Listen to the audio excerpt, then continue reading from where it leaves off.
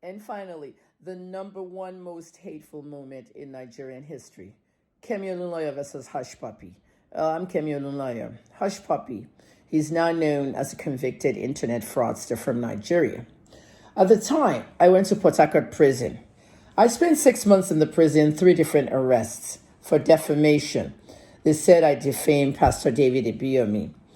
An 8-page letter came to me in 2017 to investigate a missing car from a church member, and I wanted the car papers. While waiting for the car papers, I read the 8-page letter, and I posted the first page, which had Iyabo Ojo's name, an actress, and Pastor Ibiyomi's name.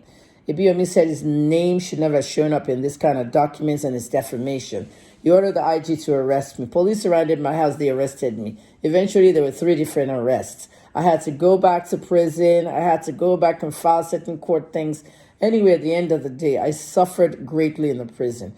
I suffered post-traumatic stress disorder. I watched execution as SARS before I went into prison. There was just so much going on with my mental health and my physical health. And I needed 6 million naira for my health and wellness. As I came out of the prison, an actress and singer, Densia, contacted me the very night, started a fundraiser. Tonto DK put 200,000 in there. Densia, another 200. Yeli Shore put 100,000, but promoted the fundraiser for me and Sahara Reporters, which brought at least 3 million in 2 days. Many celebrities did not donate to me because they didn't like me. They didn't like my work. Sheila donated. Many people promised me, they never came through. At the end of the day, I don't want to disgrace names or what excuses people gave me. But the point was that when I came out of that prison, I needed money.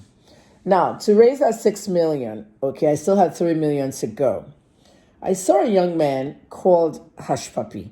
He had designer outfits, cars, money, flaunted everything. And I just loved his style. So I did a post and I tagged him. And when I tagged him, a lot of people were tagging him and he saw it. Hushpuppi went ahead and did his own post. And in there, it was very lengthy. He said, the great journalist of Nigeria just asked me for money to help with her medical bills.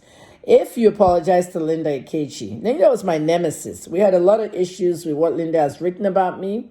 But at the end of the day, I was trolling her during her pregnancy. The whole trolling thing, surrogate or no surrogate, everything going on with Linda. It's a long story. I've put that behind me, but Hushpuppi wanted me to apologize to her. I refused to apologize to my nemesis at the time. But because I needed the money, I apologized to Linda in a video and I sent it out. The video was emotional. I was crying. Ultimately, one of Hushpuppi's photographers contacted me and said that Linda and Hushpuppi watched the video together and laughed at me. That is what that photographer told me while Linda was in Dubai with her baby to celebrate her birthday. I don't know how true it was, but I was very, very upset. Hushpuppi never gave me the money. And then I contacted him in the DM the following year during his birthday, which would be his last birthday as a free man. And I said, Hushpuppi, you promised to give me money if I apologize to my nemesis, and I did, and you didn't. You scammed me. You're a scammer. And I left Hushpuppi alone.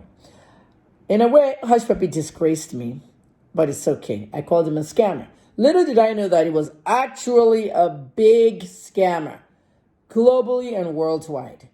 Hushpuppi has been laundering money with Galeb Alomari and several North Korean and Romanian hackers. They got into the COVID money from Donald Trump's administration. They got into several amounts of dollars from different companies, Premier League, different ones. They stole close to $500 million, $456 million. The FBI arrested Hushpuppi in a raid in his house at Palazzo Versace, along with 12 others. Today, he is in the United States with a U.S. Marshal, waiting to go to prison to be sentenced up to 20 years. At the end of the day, I was the journalist that covered the case in depth. It's a shame, a Cameroonian journalist wrote. It's a shame that the people that you taunt in your life are the same people that will end up reporting the dead and the really dark part of your life. I was the journalist that went on Arise News and explained play by play what happened. And at the end of the day, Hushpuppi is facing 20 years in prison.